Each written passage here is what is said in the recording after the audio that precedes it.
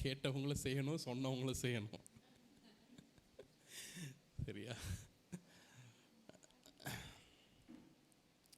Women R more powerful அப்படின்னு சொன்னாச்சுனோ இல்லை, பெண்கள். ஆனால் வேதம் என்ன சொல்லுது? பலவீனம். அப்படியா? ஆமாவா? Okay, women R more powerful. ஆமாம் தான், உண்மைதான். செய்திக்கு நேராக கடந்து வருவோம். இன்னைக்கு பெண்கள் தினத்தை குறித்ததான ஒரு செய்தியை உங்களிடத்தில் நான் பகிர்ந்து கொள்ள போகிறேன். நிறைய நேரங்களில் நம்ம வைராக்கியம் நம்மளை உடைத்து விடுகிறதா இருக்கிறது. என்னது? நம்முடைய வைராக்கியம் நம்மளை உடைத்து விடுகிறதா இருக்கிறது. கண்ணுக்கும் மூக்குக்கும் சண்டை. என்ன அப்படின்னா, அந்த கண்ணு சொல்லிச்சான், என்ன மாதிரி கண்ணாடி போட்டிருக்கவங்களுக்கு, சரியா? கண்ணு என்ன சொல்லிச்சான், மூக்கு என்ன சொல்லிச்சான், நீ என் மேல உன் கண்ணாடியை போட்டிருக்கிற, சரியா? அதனால எனக்கு ரொம்ப கஷ்டமா இருக்குது, நீ என் மேல போடாத அப்படின்னு சொல்லிச்சான். கண்ணு எவ்வளவோ கெஞ்சி பார்த்துச்சான், தயவு செய்து ப்ளீஸ், கண்ணு அது இருந்தால் தான் நான் வந்து ஒழுங்காக நடக்க முடியும் அப்படின்னு. அது முடியவே முடியாது அப்படின்னு மூக்கு சொல்லிடுச்சு. சரி, கழட்டி வச்சாச்சு. கண்ணு தெரியாமல் தடிக்கு விட்டு விழுந்தவொடனே ஃபஸ்ட்டு அடி மூக்குக்கு தான். ஸோ நிறைய நேரத்தில் நம்முடைய வைராக்கியங்கள் என்ன பண்ணிடுது, நம்மளை உடைச்சது. ஸோ வைராக்கியம் தேவை. அந்த வைராக்கியம் எதில் தேவை அப்படிங்கிறது தான் ரொம்ப ரொம்ப முக்கியம். நம்முடைய தமிழகம், நம்முடைய இந்தியா சிறந்திருப்பதற்கு பெண்கள் மிகவும் மிகவும் முக்கியமான ஒரு பாத்திரர்களாக இருக்கிறார்கள். 18ஆம் நூற்றாண்டில் ஆங்கிலேயர்கள் நம்முடைய தேசத்தை ஆண்டு கொண்டிருந்தார்கள், தமிழகத்தில் ஆண்டு கொண்டிருந்தார்கள். அப்பொழுது இந்திய மிஷனரி சங்கம் செயல்பட்டு கொண்டிருந்தது. மிஷனரியாக சென்னையில் செயலாளராக ஜான் டக்கர் அப்படிங்கிறவர் என்ன பண்ணுறாரு, வேலை பார்த்து கொண்டிருக்கிறார். மிஷனரியாக ஊழியம் செய்து கொண்டிருக்கிறார். அவர் பாளையங்கோட்டை பகுதியிலே அவருக்கு மிஷனரி ஊழியம் செய்ய அவர் அனுப்பப்படுகிறார். அங்கே போய் அவர் வேலை செய்து கொண்டிருக்கும் பொழுது அங்கே அவர் பார்த்த காரியங்களை அவர் என்ன பண்ணுவார்னா, இங்கிருந்து லெட்டர் அவருடைய சகோதரிக்கு எழுதி கொண்டே இருப்பாராம். இங்கே நடக்கிற, இந்தியாவில் நடக்கிறது, தமிழகத்தில் நடக்கிறது, அவர் வேலை செய்கிற இடத்துல நடக்கிற ஒவ்வொரு காரியத்தையும் அவர் எழுதி கொண்டே இருப்பாராம். அப்போ திருநெல்வேலி அந்த பாளையங்கோட்டை அந்த ஏரியாவில் அவர் இது பண்ணும் பொழுது பெண்கள் வெளியே வரவே மாட்டாங்க, பெண்கள் படிப்புக்காக வெளியே வரமாட்டாங்க. ஏன் அப்படின்னா, ஆண் ஆசிரியர்கள் இருக்கிறதுனால பெண்கள் படிப்பதற்கு வெளியே வரமாட்டாங்களாம். எந்த வேலையும் செய்யக்கூடாது என்று ஒன்லி அவங்க எங்க இருக்கணும், அடுப்படியில் மட்டுமே வேலை செய்யக்கூடிய ஒரு சூழ்நிலை அந்த காலத்தில் இருந்துச்சு இல்லை? இன்றைக்கும் நிறைய நேரத்தில் நிறைய பேரோட மனப்பான்மைகள் அப்படிதான், நீ கல்யாணம் ஆயிடுச்சா ஓகே சமையல் செய்கிறதுக்கு மாத்திரம்தான் அப்படின்னு பெண்களை ஒரு பிராண்ட் பண்ணி என்ன பண்ணிடுறாங்க, வச்சிடுறாங்க. ஸோ அந்த சூழ்நிலையில் அவர் தன்னுடைய சகோதரிக்கு எழுதி கொண்டே இருக்கிறார், இந்த மாதிரி இருக்குது, பெண்களுடைய வாழ்க்கையில் ஒரு முன்னேற்றமே இல்லை அப்படின்னு. பெண்கள் ஆண்களை பார்ப்பதற்கே அவங்க வந்து ரொம்ப கஷ்டப்படுறாங்க. வெளியே அவங்களுக்கு ஏதாவது ஒரு பிரச்சனை அப்படின்னா அவங்க சொல்ல மாட்டேறாங்க, எதையும் செய்ய மாட்டேறாங்க, அவங்களால செய்ய முடியல அப்படின்னு இந்தியாவுடைய சூழ்நிலையை அவருடைய சகோதரிக்கு எழுதி கொண்டே இருக்கிறார்கள். அந்த சகோதரியோட வயசு என்ன அப்படின்னா 14 வயது. என் பையன் வயசு, சரியா? லிட்டரலாக ஆப்னரோட வயசு. அவங்க எழுதி கொண்டு இருக்கும் பொழுது அந்த பெண்ணுக்கு பயங்கரமான ஒரு பாரம் வருகிறது. சரி, நான் இங்க நல்லா படிச்சுட்டு இருக்கிறேனே, என்ன நான் படிக்கிற என் ஊர்ல நான் தலை நிமிர்ந்து வாழ்கிறதை போல அந்த நாட்டில் உள்ள, இந்தியா நாட்டில் உள்ள பெண்கள் வாழ முடியலையே அப்படின்னு அவங்களுக்கு ரொம்ப பாரம். என்ன பண்றாங்க, அவங்க போட்டிருந்த நகையை விற்று 24 பவுன் அவங்க அதை கொடுத்து என்ன பண்ணுறாங்க, அவங்க சகோதரன்கிட்ட கொடுத்து முதல் பெண்கள் ஆசிரிய பள்ளி துவக்கப்படுகிறது திருநெல்வேலி பாளையங்கோட்டை பகுதியில். அதுக்கப்புறம் அது பள்ளியாக ஆரம்பிக்கப்படுகிறது. இன்னைக்கு திருநெல்வேலி மாவட்டத்தில் பெரிய ஒரு காலேஜ் அப்படின்னா சாரா டக்கர். அந்த பெண்ணின் பேர் சாரா டக்கர். சரியா? அந்த பெண் திருமணம் செய்து கொள்ளவில்லை ஒன்று. இன்னொன்று, அவங்க இந்தியா வந்ததே இல்லை. இன்னொன்று, அவர்கள் மாற்றுத்திறனாளி. அந்த காலத்தில் நம்ம பஸ்ஸிலெல்லாம் போட்டிருப்பாங்க ஊனமுற்றவர்கள். ஆனால் நம்முடைய தமிழகம் அதை அழகாக எப்படி மாற்றிருக்காங்க, மாற்றுத்திறனாளி. அவர்களுக்கும் திறன் இருக்கிறது, ஆனால் அவங்க மாற்று காரியங்களிலே அவர்கள் திறனுடையவர்கள் என்று அதுக்கு அழகாக பேரிட்டிருக்காங்கல்ல. பெண்ணால் செய்ய முடியாதது ஒன்றுமே இல்லை. நீங்கள் இப்போவும் திருநெல்வேலி சைடில் அவங்க வீட்டில் சும்மா இருந்தாலும் சரி, எல்லா லேடிஸ்லையும் கேளுங்க, அட்லீஸ்ட் மினிமம் ஒரு டிகிரிங்கிறது நான் சும்மா சொல்கிறேன், மேக்ஸிமம் பிஜி முடிச்சிருப்பாங்க. மேக்ஸிமம் நிறைய பேர் பார்த்தீங்கன்னு வச்சுக்கோங்களேன் பிஎட் முடிச்சிருப்பாங்க. எத்தனை பேர் தெரியும் அப்படின்னு தெரில. நான் அந்த சைடில் நான் இன்டர்வியூக்காண்டி நான் வேலை செய்யும் பொழுது அங்கே போயிருக்கோம். தூத்துக்குடி, திருநெல்வேலி, பாளையங்கோட்டை, சுரண்டை, ராஜபாளையம், அந்த எல்லா இடத்துலேருந்தும் இன்டர்வியூக்கு வருவாங்க. எல்லா பெண்களுடைய ரெஸ்யூமே பார்க்கும் பொழுது பார்த்தோம் அப்படின்னா எல்லாத்துலேயும் 2 டிகிரியாவது இருக்கும். பெண்கள் அந்த பகுதியில் தமிழ்நாட்டில் முன்னேற இந்தியாவே வராத ஒரு பெண் செய்யக்கூடுமானால், ஹல்லேலூயா, பெண்களுடைய பவர் உண்மையாவே சிறந்ததானே? ஆமாவா இல்லையா? வேதத்தில் பெண்களை குறித்து நிறைய காரியங்கள் போட்டிருக்கு. இன்னைக்கு நம்ம பார்க்க போகிறது கர்த்தருக்கு பயப்படுகிற பெண்ணானவள் எப்படி இருக்கிறா அப்படின்னு. பெண்ணுடைய பாத்திரம் நிறைய ரோல் இல்லை. மகளாக, சகோதரியாக, தாயாக, பாட்டி, சித்தி, அத்தை அப்படின்னு நிறைய ரோலில் பெண்கள் இது பண்ணுறாங்கல்ல. பெண்கள், கர்த்தருக்கு பயப்படுகிற பெண்கள் எப்படி இருக்கணும் அப்படின்னு ஒரு 4 பாயிண்ட்டை நான் குறிச்சிருக்கிறேன். என்ன அப்படின்னா, விசுவாசத்தில் பலவான்களாக இருக்க வேண்டும். அடுத்தது, அன்பும் இரக்கமும் உள்ளவர்களாக இருக்க வேண்டும். பெண்களுக்குன்னு ஒரு தனி ஒரு இது இருக்கும்ல, அன்பு இரக்கம் இருக்கும்ல. நான் ஒரு பழைய வண்டி ஒன்று வச்சுருந்தேன் இதுக்கு முன்னாடி, ஹீரோ ஹோண்டா யூனிகார்ன் அப்படின்னு ஒரு வண்டி. அந்த வண்டி விற்கிறதுக்காக, செகண்ட் ஹேண்ட் விற்கிறதுக்காக ஒரு பையன் வந்திருந்தான் எங்கள் வீட்டுக்கு.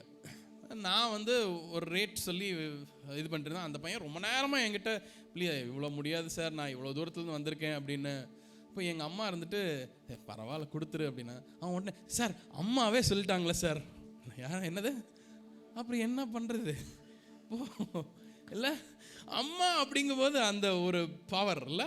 ஸோ பெண்கள் என்ன, அன்பும் இரக்கமும் உள்ளவர்களாக இருக்கிறார்கள். அண்ட் பெண்கள் ஞானம் உள்ளவர்களாக இருக்கிறார்கள் இல்லை. வீட்டில் நம்ம இந்தியாவில், தமிழ்நாட்டில் ஒரு இது இருக்குல்ல, ஒரு வீட்டில் ஒரு பெண் படித்தா அந்த குடும்பமே என்னாகும், நிலச்சிரும், தலைச்சிரும் இல்லை. ஆமாம் தானே?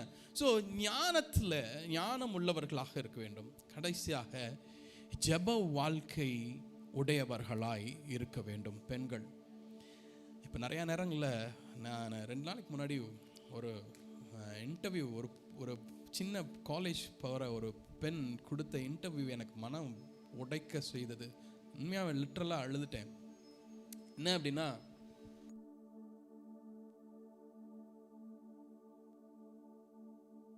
வேதத்தின்படி ஒருவன் ஒருத்தி. அது தமிழகத்திலும்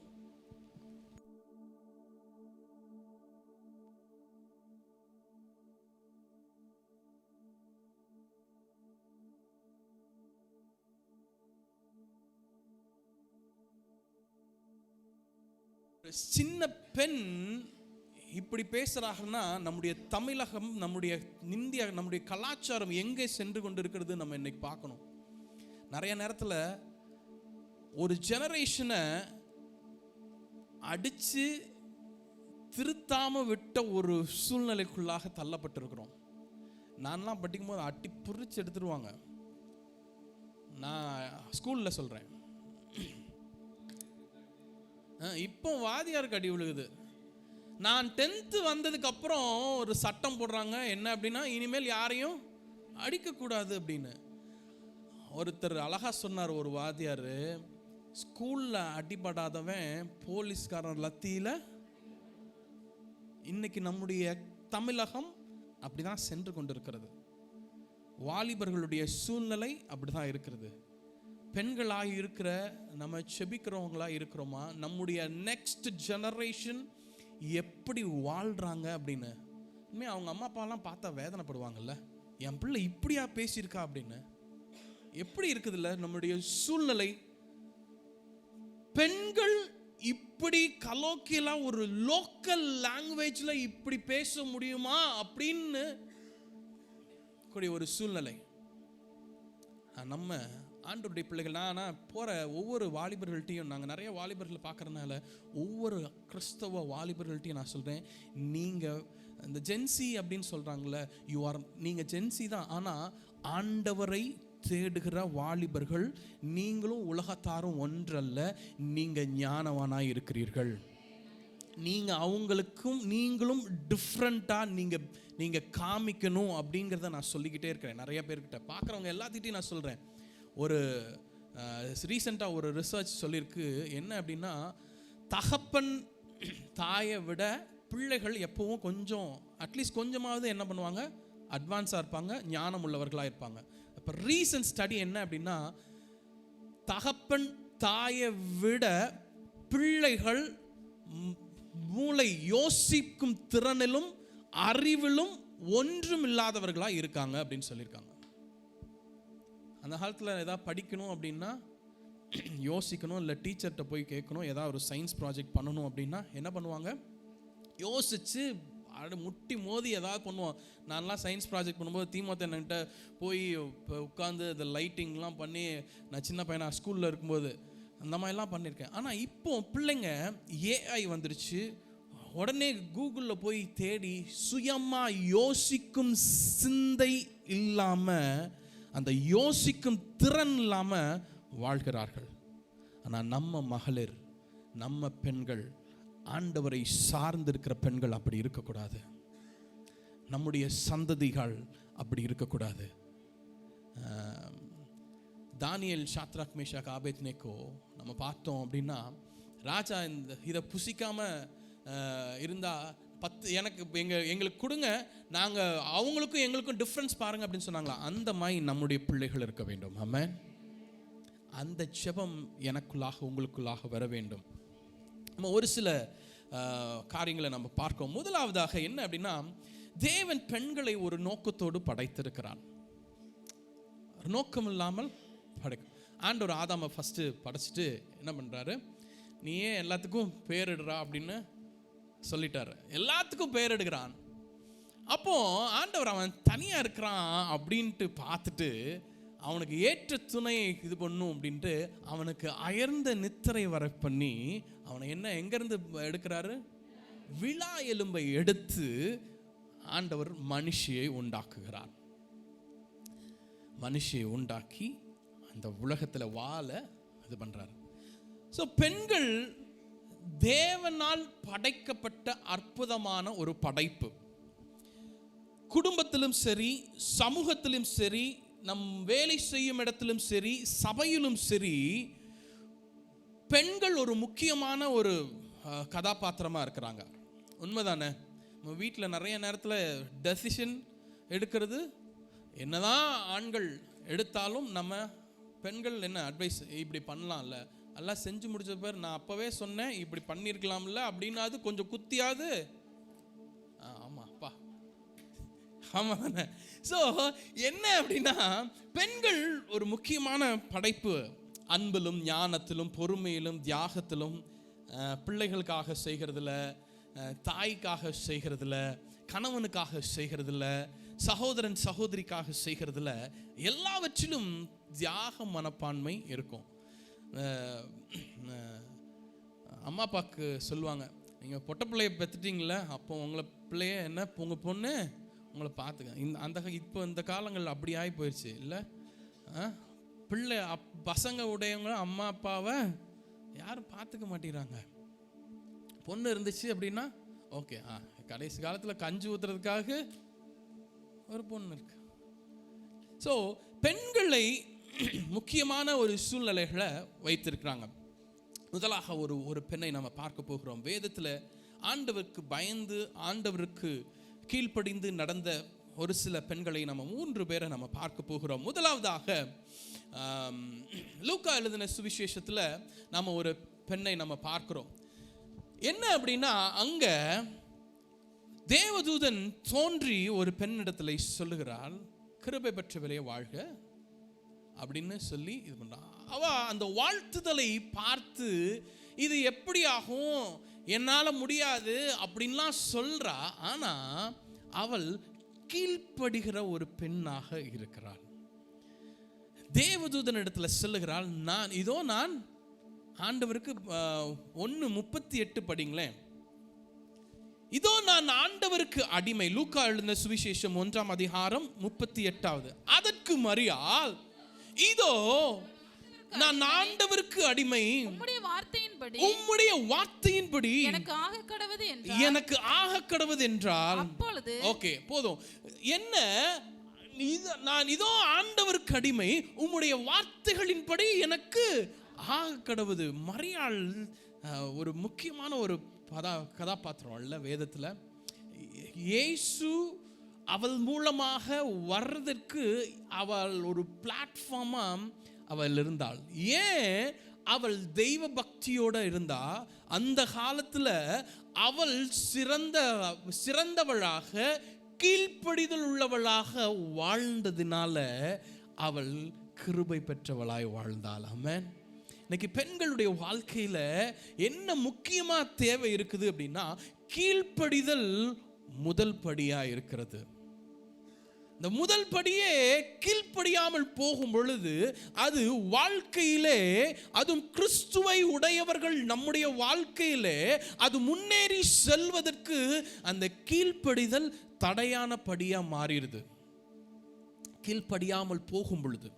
ஸோ கீழ்ப்படியும் பொழுது அது நமக்கு முன்னேறி செல்வதற்கு முதல் படியாக இருக்கிறது. ஆமென். ஸோ பெண்கள் எப்படி இருக்கணும் அப்படின்னா, கீழ்ப்படிதல் உள்ள பெண்ணா இருக்க வேண்டும். இங்க மரியாளை பார்க்கிறோம், தேவனுடைய திட்டத்திற்கு முழுமையாக தன்னை தாழ்த்தி கீழ்ப்படுகிறாள். ஆமென். இன்னைக்கு நம்முடைய சூழ்நிலைகள்ல நான் தேவனுடைய திட்டத்திற்கு என்னை தாழ்த்துகிறேனா, நான் கீழ்ப்படிதல் உள்ளவனாய் இருக்கிறேனா என்று இன்னைக்கு யோசிக்க வேண்டிய ஒரு சூழ்நிலை இருக்கிறது. இதுலேருந்து நம்ம என்ன தெரிந்து கொள்கிறோம்? கர்த்தருக்கு கீழ்ப்படுகிறவருடைய வாழ்க்கை உயர்த்தப்படும். ஆமென். மரியாள் இயேசுவின் தாய் என்று சொல்ல, இன்னைக்கும் நம்ம என்ன பண்றோம்? இயேசுவின் தாய் மரியாள் அப்படின்னு தான் படிக்கிறோம்ல. பரிசுத்தாவியினால் உண்டாக்கப்பட்டவள், இயேசு அப்படிதான் பிறந்தாரு. இயேசுவின் தாய் அப்படின்னு தான் நம்ம பார்க்கிறோம். இன்னொருத்தர் நம்ம பார்க்கலாம்.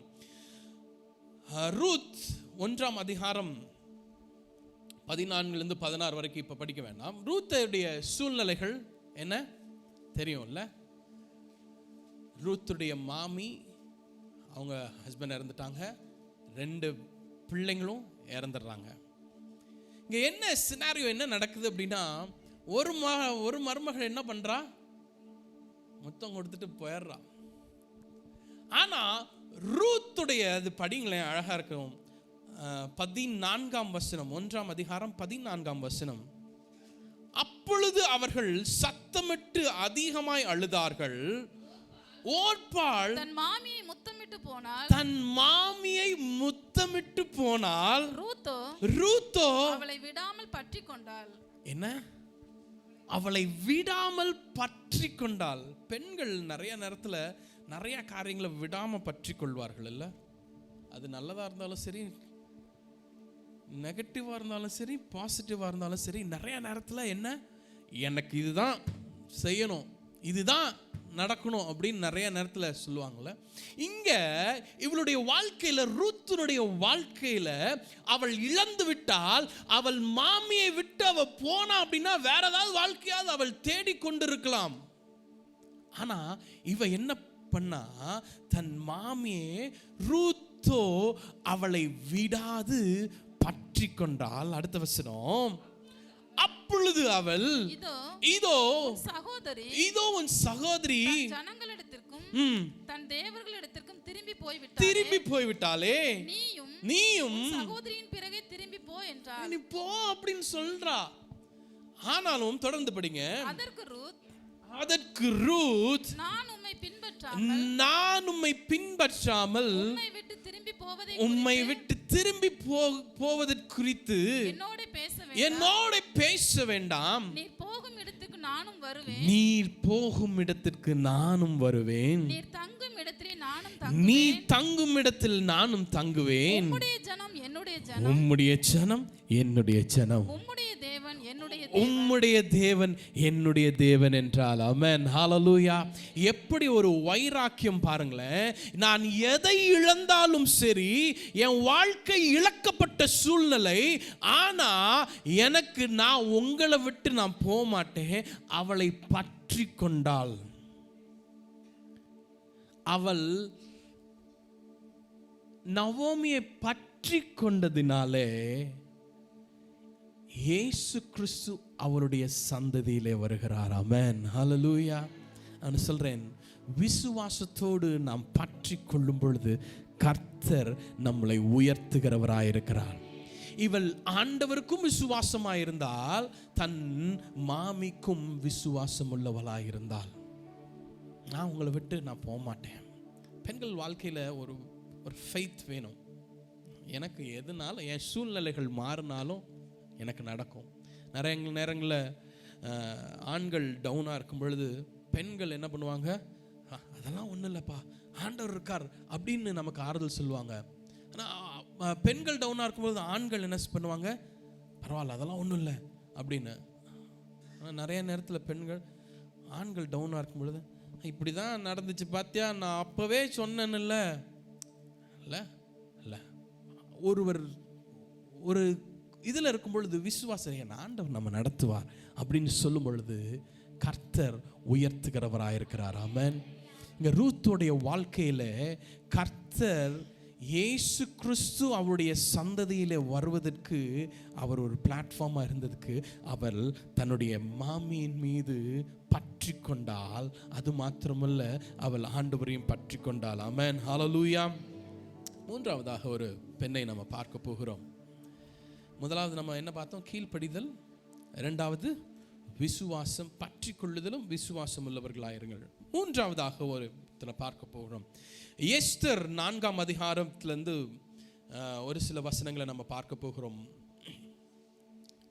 எஸ்தருடைய வாழ்க்கை நமக்கு தெரியும்ல. எஸ்தர் எதற்காக போராடுகிறாள்? தன்னுடைய ஜனத்திற்காக அவள் போராடுகிறாள்.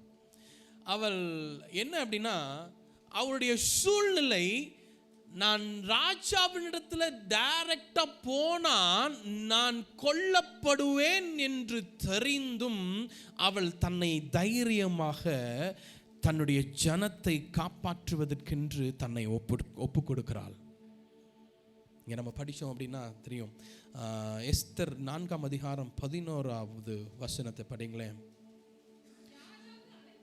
யாராவது அழைப்பிக்கப்படாமல் உள்முற்றத்தில் ராஜாவினிடத்தில் பிரவேசித்தால், புருஷனானாலும் ஸ்திரீயானாலும் சரி, அவர்கள் பிழைக்கும்படிக்கு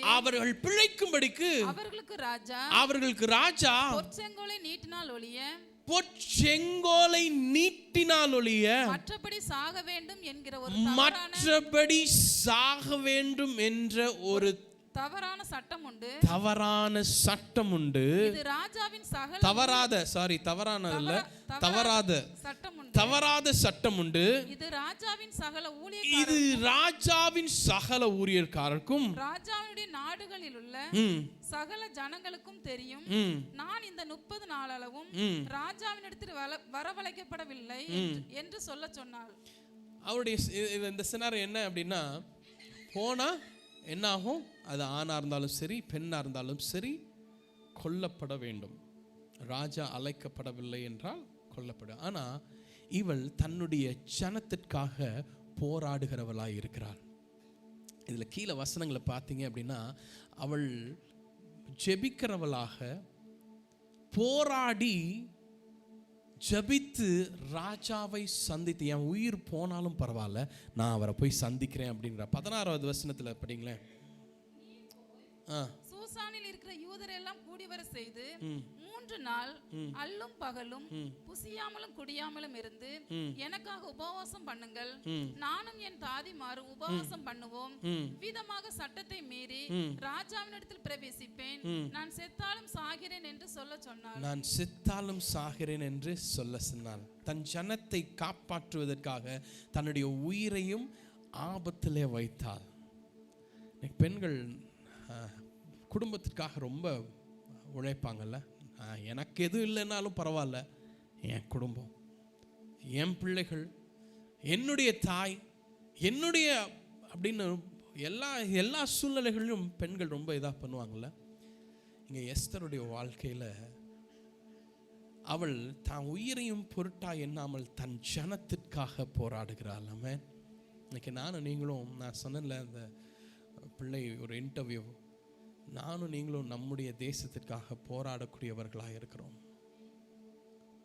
எப்படியாவது நம்முடைய நெக்ஸ்ட் ஜெனரேஷன் அழிந்து போய்விடக்கூடாது, அழிக்கப்பட்டு விடக்கூடாது, தவறான வழியில் போய்விடக்கூடாது.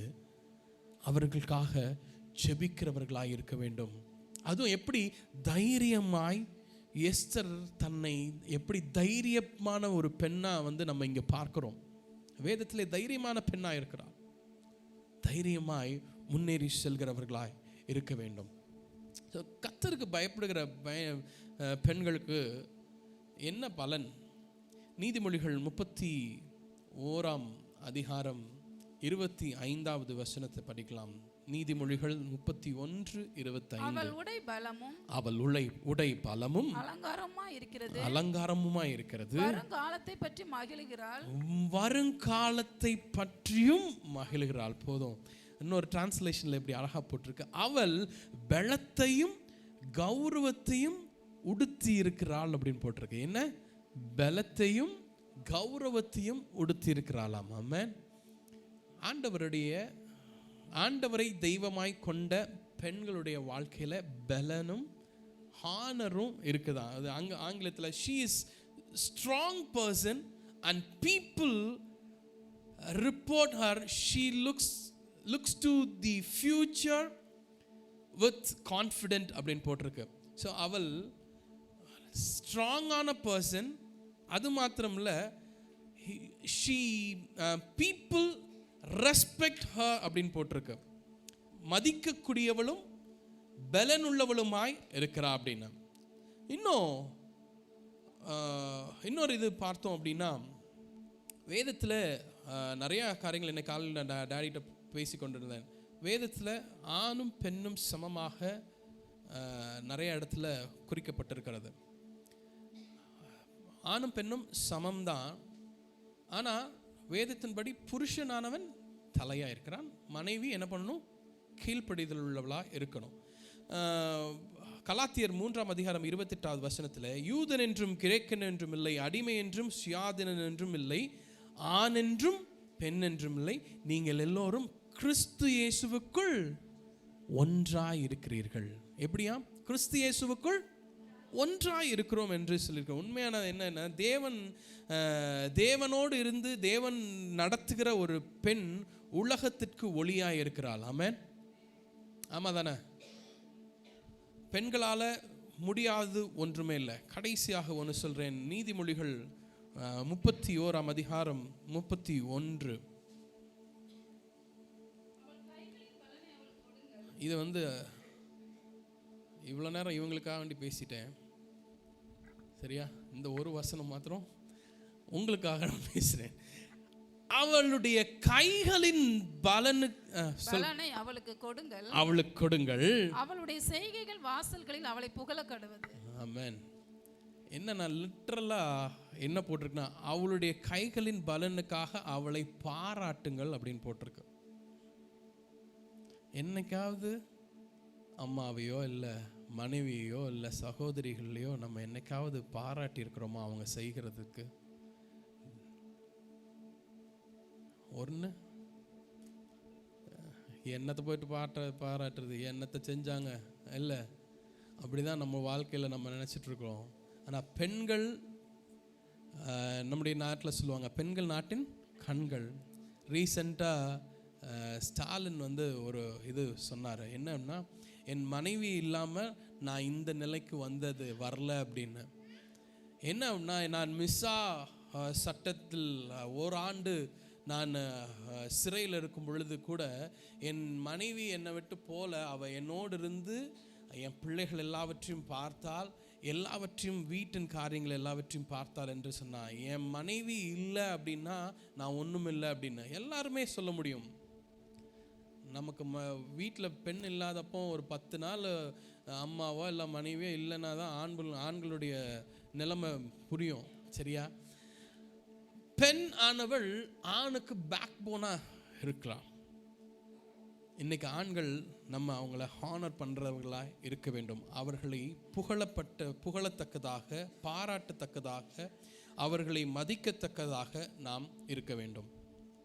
ஒரு கடைசியாக நடந்த சம்பவத்தை நான் சொல்லி நான் முடிக்கிறேன்.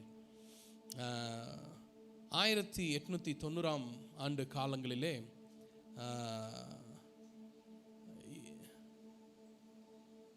இங்கே தன்னுடைய தாய் உடம்பு சரியில்லாமல் இருக்கிற ஒரு தாயை பார்க்குற ஒரு பெண்மணி வர்றாங்க.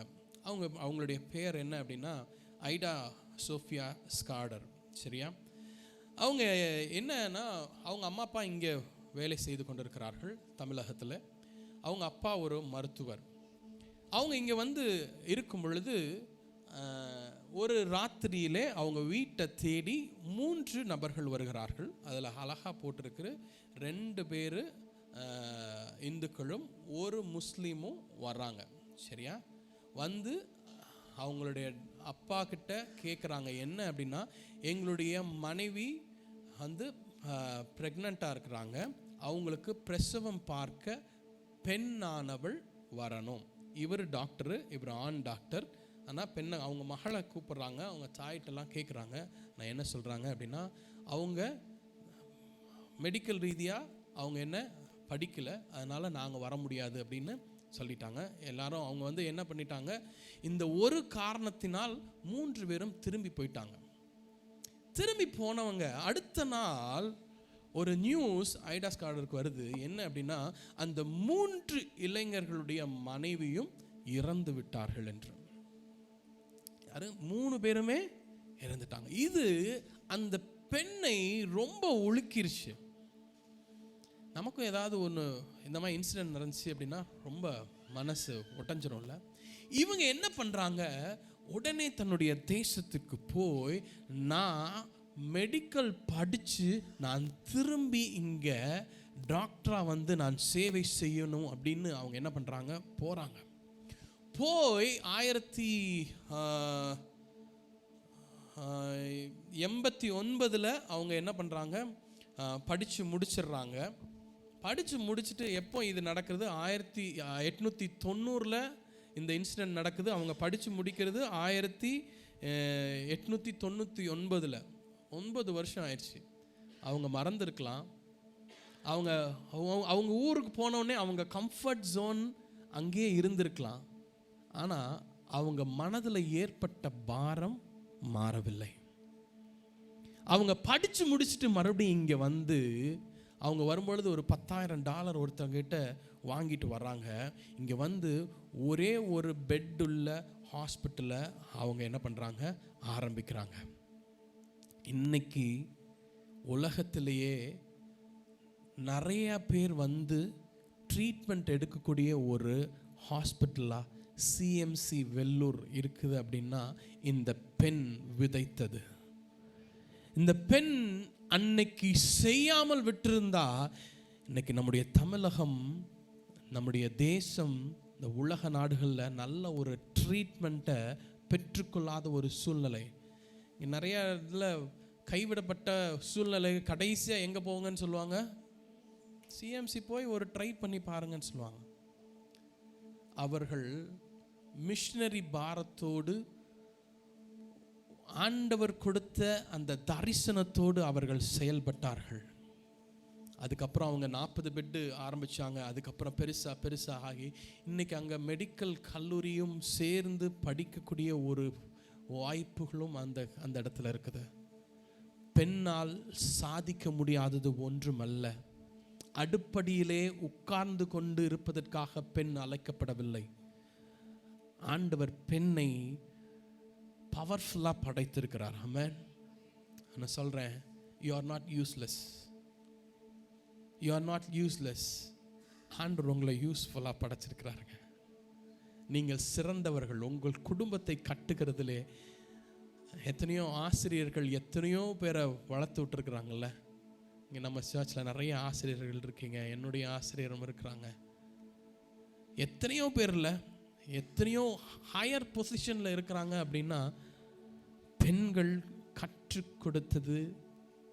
ஃபஸ்ட்டு தாயானவள் ஏபிசிடி சொல்லி வளர்த்து விடுவாங்கள்ல பிள்ளைங்கள. பெண்கள் ரொம்ப ரொம்ப முக்கியமானது. நீங்கள் ஆண்டவருக்கு கீழ்ப்படிந்துள்ளவர்களாக, ஆண்டவரை பற்றி கொண்டு விசுவாசம் உள்ளவர்களாக இருந்து, அடுத்தது கடைசியாக நம்ம பார்த்த தைரியம் உள்ளவர்களாய் முன்னேறும் பொழுது நம்ம வீட்டையும் திருத்த முடியும், இந்த நாட்டையும் திருத்த முடியும். ஹல்லேலூயா. மீண்டுமாக உங்களுக்கு யாவருக்கும் மகளிர் தின வாழ்த்துக்களை தெரிவித்துக் கொள்கிறேன். இன்றைக்கி உங்களுக்கு மெசேஜே இல்லை அப்படின்னு நினச்சிக்காதீங்க. நீங்கள் மற்ற பெண்களை ஹானர் பண்ணுகிற சூழ்நிலையில் நம்ம இருக்கணும். உண்மையாகவே ப்ளீஸ், நான் என் பசங்கக்கிட்ட சொல்லி வளர்க்குறது என்ன அப்படின்னா, பெண் பிள்ளைகளை ஒழுங்காக இது பண்ணணும், கை நீட்டி அடிக்கக்கூடாது. இப்போ என் மகளை அடிப்பாங்களா, you are not suppose to touch. அது யாராக இருந்தாலும் சரி, நம்ம வீட்டில் சொல்லி கொடுக்கல அப்படின்னா வெளியே போய் அடிப்பாங்க, அடி வாங்குவாங்க. சரியா? ப்ளீஸ், நம்முடைய பிள்ளைகளுக்கு நாம் கற்றுக் கொடுக்கிறவர்களாக இருக்கணும். நாமளும் மாதிரியாக, முன்மாதிரியாக வாழ்ந்து காமிக்கணும். பெண்ணை என்ன பண்ணக்கூடாது, அடிக்கக்கூடாது.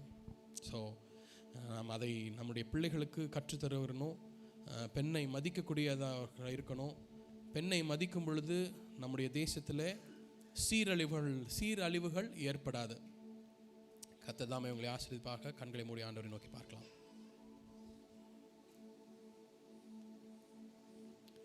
எங்களை நேசிக்கிற அன்பின் பரலோக பிதாவே, இந்த மார்ச் 8ஆம் தேதியில் இன்டர்நேஷ்னல் விமென்ஸ் டே, இன்றைய நாளில் பெண்கள் எப்பேற்பட்டவர்கள் என்று நாங்கள் வேதத்திலிருந்து நிறைய நாங்கள் பார்த்தோம்ப்பா. நீர் படைத்த படைப்பில் ஒரு பொக்கிஷம், ஒரு பவர்ஃபுல்லான ஒரு காரியம்னா பெண்ணை நீங்கள் படைத்திருக்கிறீங்கப்பா. நாங்கள் மரியாதை போல கீழ்ப்படிதல் உள்ளவர்களாக, எஸ்தரை போல தைரியம் உள்ளவர்களாக, ரூத்தை போல பற்றி கொள்ளுகிறவர்களாக நாங்கள் இருக்க எங்களை ஒவ்வொருவருக்கும் கிருபை செய்யுங்கப்பா.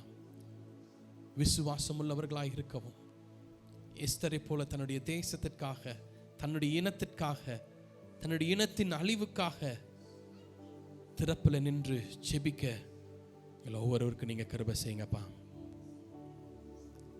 ஆண்களும் பெண்களுக்கு உறுதுணையாக, அவர்களை புகழத்தக்கதாக, அவர்களை மதிக்கத்தக்கதாக, அவங்கள ஹானர் பண்ண ஒவ்வொருவருக்கு கிருபை செய்யுங்கப்பா.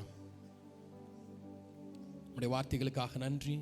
உடைய வார்த்தைகளின்படி நாங்கள் கீழ்ப்படிந்துள்ளவர்களாக, விசுவாசம் உள்ளவர்களாக, தைரியமாக முன்னேறி செல்ல எங்களை உயர்த்துவதற்கு அது ஒரு பாலமாக இருக்க நீங்கள் எங்களை ஒவ்வொருக்கு கிருபை செய்யுங்கப்பா. உடைய கரத்தில் எங்களை அர்ப்பணிக்கிறோம். இயேசு கிறிஸ்துவின் நாமத்தில் ஜெபிக்கிறோம் எங்கள் அன்பின் பிதாவே, ஆமென். நம்ம எழுந்துட்டு ஒரு பாடலை பாடும்போது கர்த்தருக்கு என்று காணிக்கை. இன்னைக்கு 2 காணிக்கைகள். இரண்டாவது காணிக்கை மிஷனரிக்கு என்று எடுக்கப்படும்.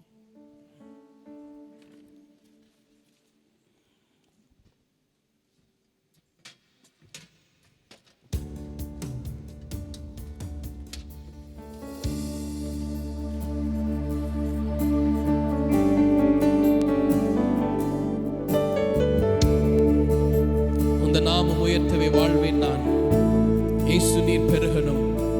என் வாழ்வில் மகிமையும் ஒருவருக்கு மாத்திரம்தான்ப்பா.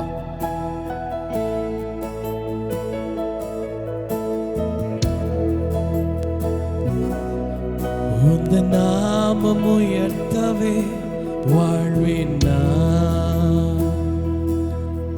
உந்த நாமம் உயர்த்தவே வாழ்வேன் நான். உந்த நாமம் உயர்த்தவே வாழ்வேன் நான். உந்த நாமம் உயர்த்தவே வாழ்வேன் நான். இயேசு நீ பெருகணும். என் வாழ்வின் மகிமையும் ஒருவருக்கே. நான் இனி சிறுகனும். என் சுவாசம் இயேசுவும் ஒருவருக்கே. இயேசு நீ பெருகனும். என் வாழ்வின் மகிமையும் ஒருவருக்கே. நான் இனி சிறுகனும். என் சுவாசம் இயேசுவும் ஒருவருக்கே. துதிகளின் மத்தியில் வாசம் செய்பவரே, இயேசுவே நீர் பெருகனும். காலங்கள் மாறினும் உம் காதல் மாறவில்லை. நான் உம்மில் கரையனும்.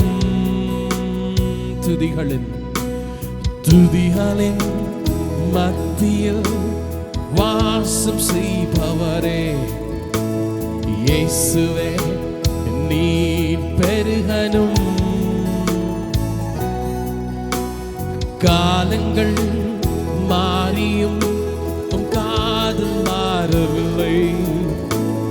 நான் உம்மில் கரையனும். இயேசு நீ பெருகனும். என் வாழ்வின் மகிமையும் ஒருவருக்கே.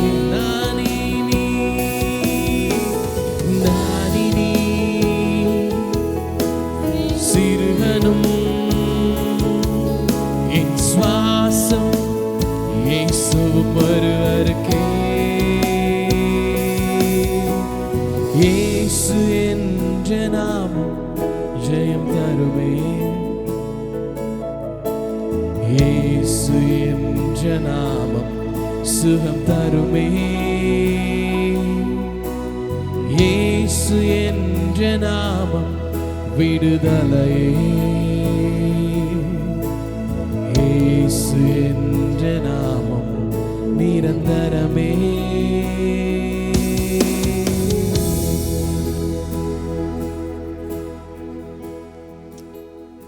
நாம் ஜெபிப்போம்.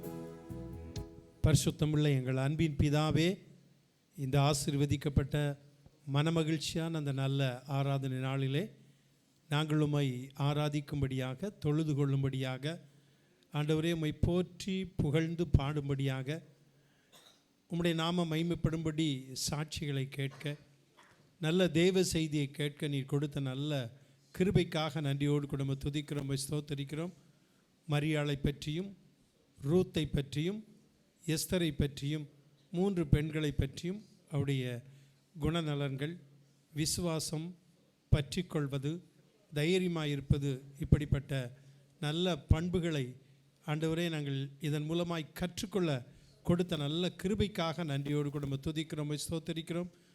விசேஷமாக இந்த மகளிர் தினத்திலே கர்த்தாவே தம்முடைய பிள்ளைகளை நான் வாழ்த்துகிறேன். பெண்கள் ஆண்டவரே, தாய்மார்கள் குடும்பத்தை எவ்வளவு தியாகத்தோடு தாங்கி நடத்தி கொண்டு வருகிறதை பார்க்கிறோம். கர்த்தாவே, பெண்களினால் குடும்பம் முன்னேறுகிறது. ஆண்டவரே, அந்த தலைவன் முன்னேறுகிறான், பிள்ளைகள் முன்னேறுகிறார்கள். பிள்ளைகளுக்காய் கண்ணீர் சிந்தி ஜெபிக்கக்கூடிய கிறிஸ்தவ தாய்மார்கள் உண்டு.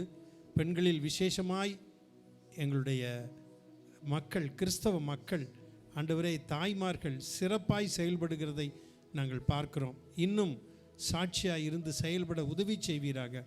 உலக பெண்களைப் போல அல்ல, நாங்கள் கர்த்தருடைய பிள்ளைகள். நாங்கள் கர்த்தருக்கு சாட்சியாக இருக்கிறோம். எங்கள் வார்த்தைகள், எங்களுடைய பேச்சுக்கள், எங்களுடைய செயல்கள், ஆண்டவரே நாங்கள் சொல்லக்கூடிய காரியங்கள் எல்லாம் உலகத்துக்கு தெரியும், தேசத்துக்கு தெரியும், உலக மக்களுடைய பேச்சும் தெரியும் ஆண்டவரே. ஆகவே இந்த மகளிர் தினத்திலே ஆண்டவரே, எங்களுடைய கிறிஸ்தவ இன பெண்கள், கர்த்தருடைய பிள்ளைகள் எப்படி சாட்சிகளாய் இருக்கிறார்கள் என்பதை உலகம் அறிந்து கொள்ளட்டும், தேசம் அறிந்து கொள்ளட்டும். உம்முடைய கரத்தில் ஒப்பு கொடுக்கிறோம். அப்படிப்பட்ட ஒரு சாட்சியின் ஜீவியத்தை உம்முடைய பிள்ளைகளுக்கு தந்திருப்பதற்காய் ஸ்தோத்திரம். கிறிஸ்தவ பிள்ளைகளுக்கு தந்திருப்பதற்காய் ஸ்தோத்திரம். இந்த மகளிர் தினத்திலே ஆண்டவரே, இன்னும் ஆண்டவர் ஒரு தீர்மானத்தோடு பிள்ளைகள் சாட்சியாய் வாழ உதவி செய்வீராக. கொடுத்த காணிக்கைகளுக்காக ஸ்தோத்திரம். கொடுத்த கரங்களை ஆசீர்வதியும். உடைய பிள்ளைகள் கொடுத்த தசம பாக காணிக்கைகளுக்காக, ஸ்தோத்திர காணிக்கைகளுக்காக, பொருத்தனை காணிக்கைகளுக்காக நாங்கள் நன்றி செலுத்துகிறோம். திருச்சபையினுடைய ஊழியத்திற்கு என்று கொடுத்த காணிக்கைகளுக்காக ஸ்தோத்திரம். உம்முடைய பிள்ளைகள் கொடுத்த எல்லா காணிக்கைகளையும் கர்த்தர் அங்கீகரித்து ஆசீர்வதியும். இதற்குரிய பிரதிபலனை உம்முடைய பிள்ளைகளுக்கு நிறைவாய் கொடுப்பீராக. உம்முடைய பிள்ளைகளுடைய வருமானங்களை வர்த்திக்க செய்யும். கையின் பிரயாசங்களை ஆசீர்வதியும். உம்முடைய பிள்ளைகளுடைய வீட்டின் ஆகாரம், அப்பம், தண்ணீர், எண்ணெய் எல்லாவற்றையும் நிறைவாய் கர்த்தர் ஆசீர்வதிப்பீராக. இப்பொழுது உம்முடைய பிள்ளைகள் இந்த இடத்தை விட்டு சந்தோஷமாய் போகட்டும். ஜனங்களுக்கு, உம்முடைய பிள்ளைகளுக்கு சரீரத்தில் ஒரு விடுதலையை கொடுப்பீராக, ஒரு சுகத்தை கொடுப்பீராக. பலவீனங்கள், சுகவீனங்கள் இருக்கும் என்று சொன்னார். இப்பொழுது அடியான் செபிக்கிறேன், அந்த சுகவீனங்கள், பலவீனங்கள் சரீரத்தை விட்டு நீங்கி போவதாக இயேசு கிறிஸ்து நாமத்தில். ஆண்டவரே, அசதிகள், சோர்வுகள், பலவீனங்கள் ஆண்டவரே, இப்படிப்பட்ட காரியங்கள் உம்முடைய பிள்ளைகளுடைய சரீரத்திலே ஆளாதபடிக்கு அவைகளிலிருந்து ஒரு விடுதலை கொடுப்பீராக. இயேசு கிறிஸ்துவின் நாமத்தில் நான் ஜெபிக்கிறேன். தெய்வீக சுகத்தை கொடுப்பீராக, ஆரோக்கியத்தை கொடுப்பீராக, ஒரு புது பலத்தை கொடுப்பீராக. உம்முடைய பிள்ளைகள் எல்லாருக்கும் சுகமும் பலனும் ஆரோக்கியமும் நீடி ஆயுளை தந்து பாதுகாத்து கொள்ளணும். ஆண்டவரே, உம்முடைய பிள்ளைகள் வாழ்ந்திருக்கணும். ஆண்டவரே, சுகபலத்தோடு இருக்கணும் ராஜா. எல்லா தீமைகளுக்கும், ஆபத்துகளுக்கும், விபத்துகளுக்கும், சத்துரு சாத்தானுடைய தாக்குதலுக்கும் உம்முடைய பிள்ளைகளை விலக்கி மறைத்து பாதுகாத்து கொள்ளும். உம்முடைய பாதுகாப்புக்கும், உம்முடைய பராமரிப்புக்கும், உம்முடைய வழிநடத்தலுக்கும், தேவ கிருபைக்கு நான் ஒப்பு கொடுத்து ஜெபிக்கிறேன். கொடிய வியாதிகள், பலவீனங்கள், அதனால் பாதிக்கப்பட்டவர்களை ஆண்டவராய் இயேசு கிறிஸ்துப்படி இப்பொழுது கரம் நீட்டி தொட்டு ஆசீர்வதிப்பீராக. உம்முடைய சுகமளிக்கும் வல்லமை உடைய சரீரத்தில் இறங்குவதாக. மாற்றங்களை கொடுப்பீராக. தெய்வீக விடுதலை உண்டாகட்டும், சுகமும் ஆரோக்கியமும் உண்டாகட்டும். இயேசு கிறிஸ்துவின் நாமத்தில் அந்த தெய்வீக விடுதலையும் சுகத்தையும் உடைய பிள்ளைகள் பெற்றுக்கொள்ளட்டும். ஆண்டவரே, ஆசீர்வாதத்தோடு உடைய பிள்ளைகள் கர்த்தருடைய பிரசன்னத்தோடு தங்களுடைய இல்லங்களுக்கு சந்தோஷமாய் சமாதானமாய் போக கர்த்தர் கிருபை செய்வீராக. துதி, கன, மகிமை எல்லாவற்றையும் உமக்கே செலுத்துகிறேன். இரட்சகராக இயேசு கிறிஸ்துவின் இணையற்ற நாமத்தில் ஜெபிக்கிறேன் அன்பின் பிதாவே, ஆமேன். என் ஆத்துமாவே கர்த்தரை ஸ்தோத்திரி, என் முழு உள்ளமே அவருடைய பரிசுத்த நாமத்தை ஸ்தோத்திரி. என் ஆத்துமாவே கர்த்தரை ஸ்தோத்திரி, அவர் செய்த சகல உபகாரங்களையும் மறவாதே, ஆமேன். நம்முடைய கர்த்தராகிய இயேசு கிறிஸ்துவின் கிருபையும் பிதாவாகிய தேவனுடைய அன்பும் பரிசுத்த ஆவியானவருடைய ஐக்கியமும் சிநேகமும் வழிநடத்தலும் பாதுகாப்பும் நம் அனைவரோடு கூட இன்றும் என்றும் சதா காலங்களிலும் கர்த்தருடைய வருகை மட்டும் நிலைத்திருப்பதாக. ஆமேன். ஆமேன். எல்லாருக்கும் ஸ்தோத்திரம்.